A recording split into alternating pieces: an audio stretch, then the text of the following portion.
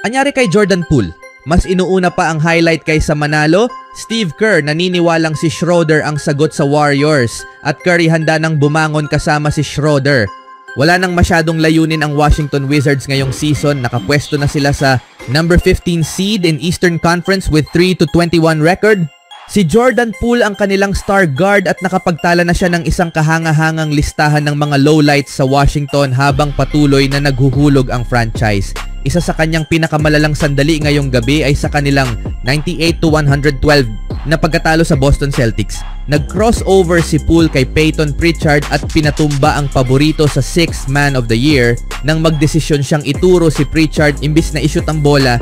Dahil dito, nakahabol si Sam Hauser para depensahan ang wide open shot na nagpilit kay Poole na ipasa ang bola at nasira ang pagkakataon para sa isang iconic na highlight. Nanguna si Poole sa Wizards sa scoring na may 21 points, 8 of 19 field goal in 36 minutes, kung saan lahat ng starters ay nakapagtala ng higit sa 12 puntos.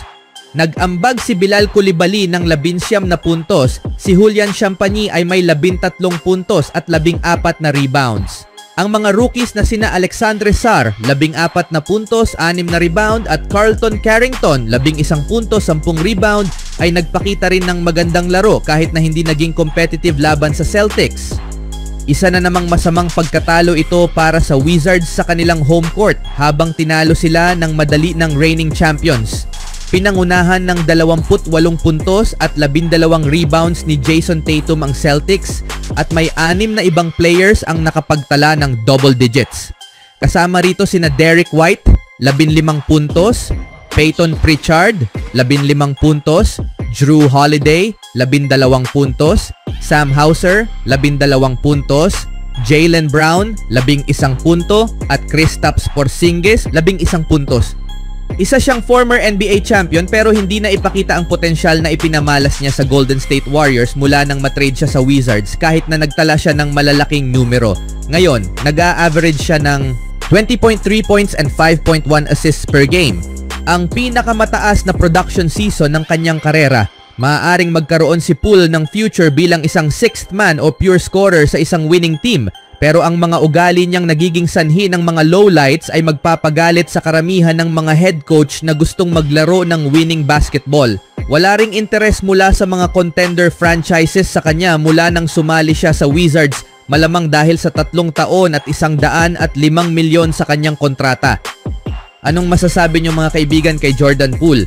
Sa ibang balita naman, masyadong labis si Luka Doncic at masyadong kaunting oras para sa Warriors nitong Lunes ng araw sa Chase Center sa kanilang pagkatalo laban sa Dallas Mavericks. Malaki ang pinagkaiba ng estilo ng laro sa isang laban, ilang araw matapos ang 91-90 na maagang pagkalaglag sa NBA Cup quarterfinals. Nahirapan ng Warriors laban sa Mavericks 81-74 matapos ang unang 2 quarters kung saan parang optional na ang depensa. Hindi naging problema ang opensa para sa Warriors. Sa unang pagkakataon sa buong season, nakapagtala ng 4 na players ng Warriors ng 20 puntos o higit pa. Si Andrew Wiggins ang may pinakamataas na 29 na puntos, sinundan ni Steph Curry ng 26, Draymond Green ng 21 at Jonathan Kuminga ng 20 puntos.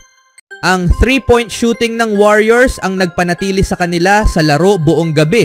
Mahirap talunin ang isang superstar tulad ni Doncic na nagtala ng 45 puntos, 11 rebound at 13 assists na triple-double kung saan 7 shooting lang ang kanyang na-miss at 2 2-pointers lang ang hindi pumasok. Si Klay Thompson sa kanyang pangalawang laro kontra sa Warriors ay nagtala ng 29 na puntos, kabilang na ang 13 puntos sa ika-4 na quarter. Narito ang iilang aral sa pagkatalo ng Warriors. Bagaman pinigil ng Oklahoma City Thunder si Doncic na magtala ng 16 na puntos sa nakaraang laro ng Dallas, hindi ito nakuha ng Warriors.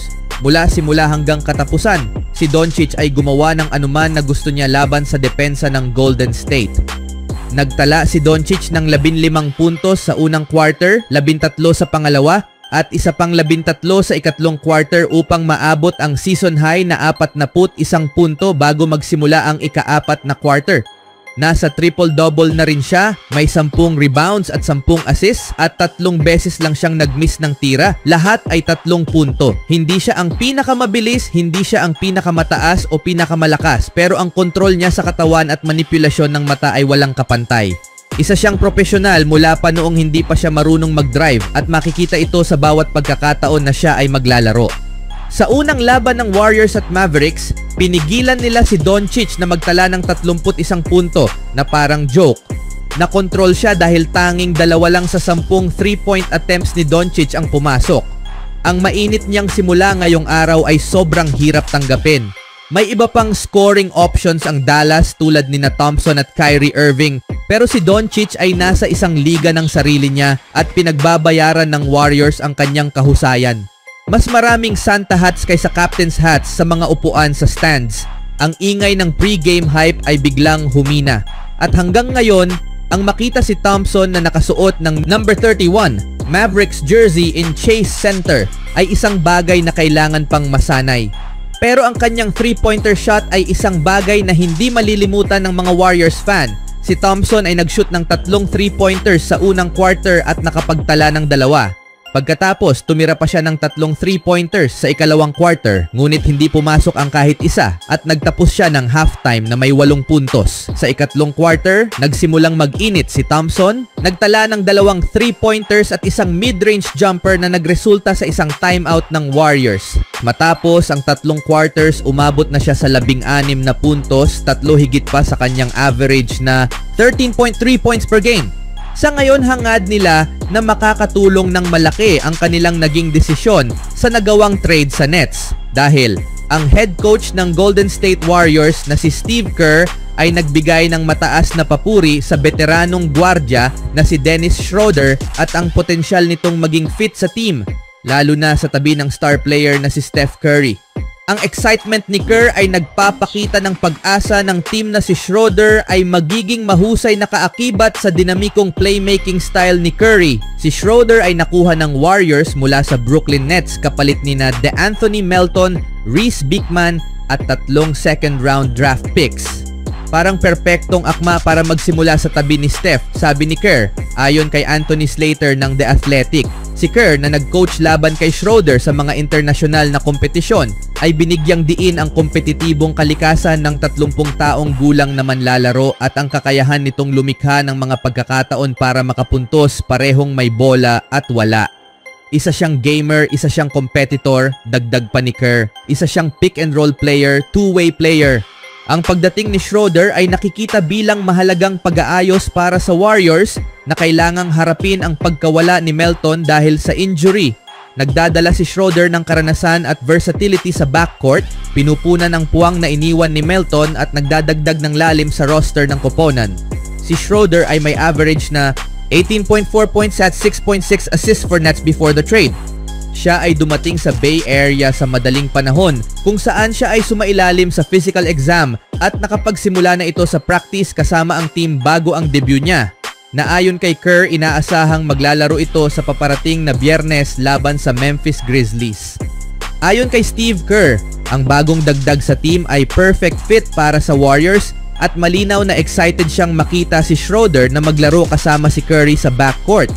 Si Steph Curry ay tila masaya rin sa trade dahil agad siyang nag-post sa kanyang Instagram story matapos ang balita. Sinulat ni Curry, "Let's get it."